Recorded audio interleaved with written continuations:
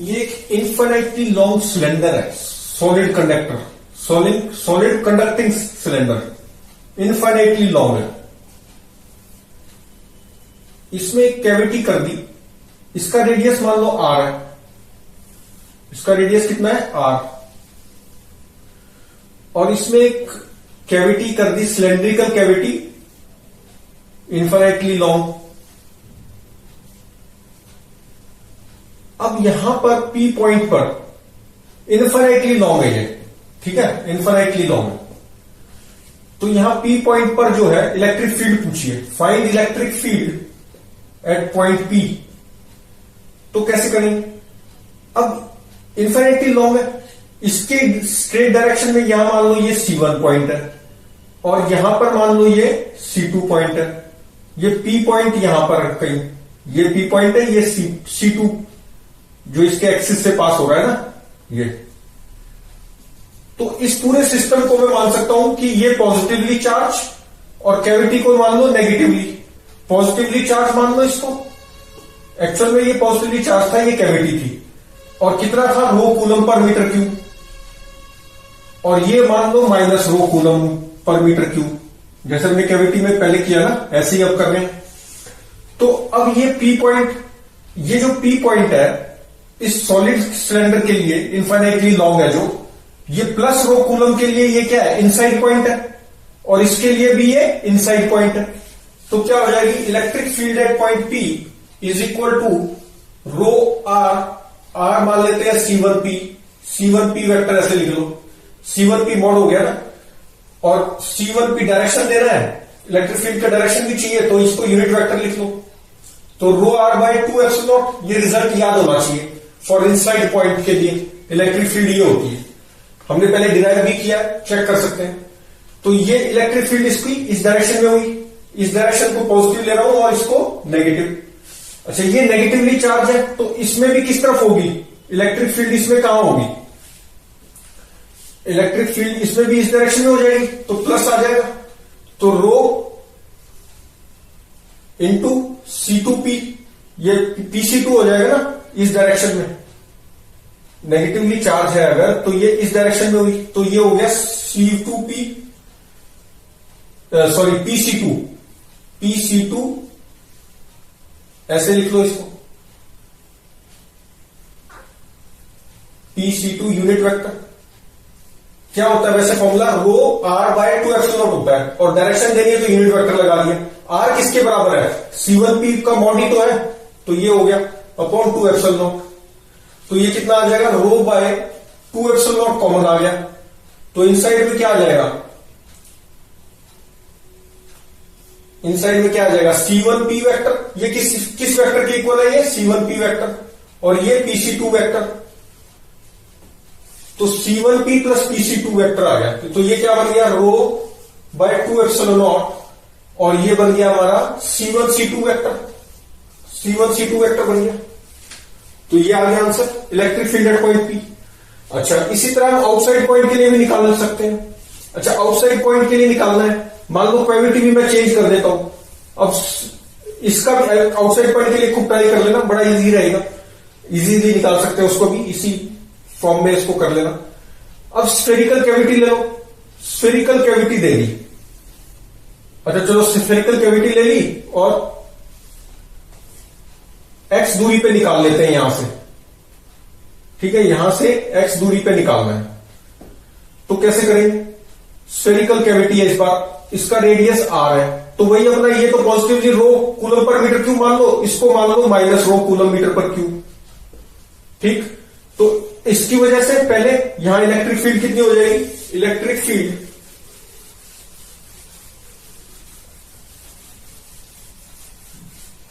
Eight point P निकालनी है, कैसे आएगी, electric field at point P is equal to, इस सॉलिड सिलेंडर की वजह से आउटसाइड पॉइंट हो गया, इसका रेडियस r गिवन था, तो ये हो गया रो r square upon 2 epsilon not x। इस पॉजिटिवली चार्ज की वजह से इलेक्ट्रिक फील्ड ये हुई, सॉलिड सिलेंडर की वजह से। अच्छा, नेगेटिवली है तो इसकी किधर हो जाएगी, इस डायरेक्शन में, तो minus this point is outside point for this negatively charge sphere, negatively charge rho coulomb per metre cube sphere है। तो इसके लिए क्या हो जाएगी, K q square by r, electric field क्या होगी, K q by r square. तो क्यू कितना हो जाएगा, क्यू हो जाएगा इसका 4/3 pi r cube, 4/3 pi r cube into rho, यही तो हुआ इस पे चार्ज। तो के q upon r square, r कितना है यहां से distance, that is x square. तो ये आ जाएगा electric field at point P. अच्छा, k q by x square, r square कितना है, एक्स स्क्वायर हो जाएगा। अच्छा, एक मिनट,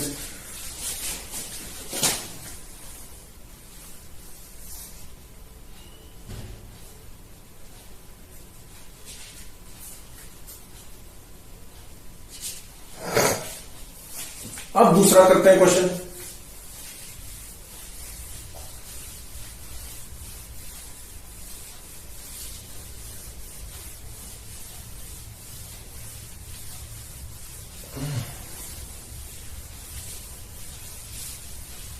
अब क्या ले लिया, एक स्फीयर, ये रीजन है, एक स्फीयर ये है सॉलिड कंडक्टिंग, एक ये है सॉलिड कंडक्टिंग। ये जो ओवरलैपिंग रीजन है ये वाला, इसमें इलेक्ट्रिक फील्ड पूछ ली यहां पी पॉइंट पे, कैसे निकालेंगे इसको, ये प्लस रो कूलम से चार्ज है, ये minus rho coulomb per metre cube से चार्ज है, और ये सेंटर इसका है C2 और ये सेंटर इसका C1। Electric field at point P पूछा है। P पॉइंट कहां पर है, जो ओवरलैपिंग रीजन है स्फीयर्स का, ये भी सॉलिड नॉन कंडक्टिंग स्फीयर है, ये भी सॉलिड नॉन कंडक्टिंग स्फीयर है।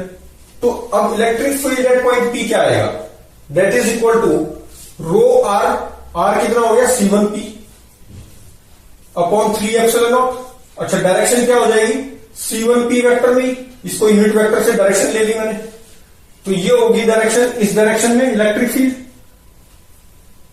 ऐसे, और इसकी वजह से ये नेगेटिवली है तो इसकी तरफ होगी ऐसे। तो ये क्या हो जाएगा, प्लस रो C2P, नहीं PC2, P रो PC2 और C2P vector unit vector upon में 3 एप्सिलॉन नॉट। अच्छा, C1P ये तो मॉड है ना, ये मतलब ये लेंथ है इसकी, इसको कैसे लिख सकते हैं, ऐसे लिख लो, इसको कैसे लिख सकते हैं, ऐसे लिख लो। तो this vector mod of vector into unit vector, ये अपने आप वेक्टर बन गया। तो रो बाय 3 एप्सिलॉन नॉट, और ये वेक्टर कितना बन गया, C1P वेक्टर, प्लस ये वेक्टर कितना बन गया, PC2 वेक्टर, PC2 वेक्टर। तो कितना आ गया, रो अपॉन 3 एप्सिलॉन नॉट, और ये हो गया C1 C2 वेक्टर, ये आंसर आ गया। अच्छा, अब ये इलेक्ट्रिक, ये C1 C2 तो कांस्टेंट है ना, दिस लेंथ इज कांस्टेंट, तो ये यूनिफॉर्म इलेक्ट्रिक फील्ड है, यूनिफॉर्म इलेक्ट्रिक फील्ड। इसके अंदर क्या होगी, कोई भी कोई पॉइंट होता तो ये यूनिफॉर्म इलेक्ट्रिक फील्ड आती। अब सेकंड पार्ट पूछा कि ये जो ओवरलैपिंग रीजन है, क्या ये इक्विपोटेंशियल रीजन है, इक्विपोटेंशियल है। तो आंसर क्या होगा, नो। आंसर क्या है, नो। क्यों, क्योंकि यहां पर यूनिफॉर्म इलेक्ट्रिक फील्ड है, और किस डायरेक्शन में पॉइंट कर रही है, C1 C2, C1 C2 direction ये है, मतलब यहां से ऐसे इलेक्ट्रिक फील्ड है, यूनिफॉर्म है, और इसका डायरेक्शन क्या है, C1 C2 वाला। तो और electric field points from higher potential to lower potential, तो ये हायर पोटेंशियल पॉइंट है ये वाले, और इस तरफ कौन से है, लोअर पोटेंशियल। तो इसका मतलब इक्विपोटेंशियल तो नहीं हुआ, higher potential to lower potential जा रही है इलेक्ट्रिक फील्ड, और यूनिफॉर्म इलेक्ट्रिक फील्ड है। तो this region is not equipotential region. अच्छा, और देखो, एक और क्वेश्चन करते हैं, इनफाइनाइट शीट से करते हैं रिलेटेड। इस बार इनफाइनाइट शीट ले ली ऐसे, ठीक है, ये यूनिफॉर्मली चार्ज थी, इसमें कैविटी कर दी एक, इनफाइनाइट है मतलब ये भी इंफिनिटी, ये भी इंफिनिटी। अच्छा, इसमें एक यहां पर क्या किया, एक कैविटी कर दी यहां, ठीक है। अब इलेक्ट्रिक फील्ड पूछी कि भाई यहां इलेक्ट्रिक फील्ड बताओ x दूरी पे, ठीक, इलेक्ट्रिक फील्ड x दूरी पे। तो क्या कैसे निकालेंगे, electric field at point P, ये पॉइंट P मान लो, तो यहां पर इलेक्ट्रिक फील्ड हो जाएगी, कितनी हो जाएगी, सिग्मा बाय 2। इसको तो पूरी एक शीट मान लो, इनफाइनाइट शीट, रो कूलम पर मीटर क्यूब से चार्ज है, ठीक है। ये रो नहीं, यहां सिग्मा आएगा, क्योंकि क्या है 2D फिगर है ना ये तो सिग्मा बाय 2 एप्सिलॉन नॉट इस इनफाइनाइट शीट की वजह से हो गई इस डायरेक्शन में, और ये नेगेटिवली मान लो सिग्मा से ही, तो ये किधर हो जाएगी, ये डिस्क होगी ये एक डिस्क होगी नेगेटिवली चार्ज, इसकी वजह से इलेक्ट्रिक फील्ड कहां होगी, इस डायरेक्शन में। तो ये हो जाएगा minus sigma by 2 epsilon naught और 1 minus x upon under root of r, इसका रेडियस आर गिवन है, तो r square plus x square ये है। तो ये क्या आ जाएगा, ये कैंसिल हो गया, अगर इसको मल्टीप्लाई करेंगे तो ये कैंसिल, प्लस में आ जाएगा sigma by 2 epsilon not x upon under root of r square plus x square, ये आ गया। Electric field at point P क्या आई, ये आई। अच्छा, अब एक सेकेंड पार्ट इस क्वेश्चन का है कि भाई ये जो एक्स है ना, यहां पर ये एक्स पॉइंट पर एक चार्ज रख दिया minus q, and given is कि x is very very less than r, r से बहुत कम है ये एक्स, ये आर से बहुत कम है एक्स, और यहां पर एक चार्ज रख दिया माइनस क्यू। तो अब इस ये एसएचएम करेगा तो इसका टाइम पीरियड बताओ। पहले तो ये कि एसएचएम करेगा कि नहीं हमें देखना पड़ेगा। एसएचएम कब करता है, जब इस पे एफ जो नेट लग रही है वो केएक्स टाइप लगे, माइनस केएक्स टाइप, मतलब कि ऐसी रिस्टोरिंग फोर्स लगनी चाहिए। तो अब इस, और ये गिवन है कि x very very less than r, तो ये जो इलेक्ट्रिक फील्ड में x is very very less than r है, तो इसको नेग्लेक्ट कर सकते हैं। तो electric field at point P क्या आ जाएगा, nearly equal to sigma by 2 epsilon not x upon r आ गया, इसको नेग्लेक्ट कर दिया, आर स्क्वायर का अंडर रूट आर आ गया। अब ये क्या है, इलेक्ट्रिक फील्ड है, तो फोर्स निकालने के लिए क्या करेंगे, फोर्स माइनस क्यू पे फोर्स कितनी लगेगी, q E minus q into electric field at point x, वो ये है। तो ये आ गया sigma x upon 2 epsilon naught r, ये लग गई फोर्स। अच्छा, एक्सेलरेशन इस पे कितनी हो जाएगी अब, अच्छा फोर्स के एक्स माइनस के एक्स टाइप आ रही है, इसका मतलब एसएचएम करेगा। अच्छा, अब एक्सेलरेशन कितनी हो जाएगी, F on minus Q upon mass of this charge Q, इसका ये जो चार्ज था इसका मास एम दे रखा था, तो मास ऑफ दिस, तो डेट इज इक्वल टू हो जाएगी q sigma x upon 2 epsilon naught r और एम, ये आ गई एक्सेलरेशन।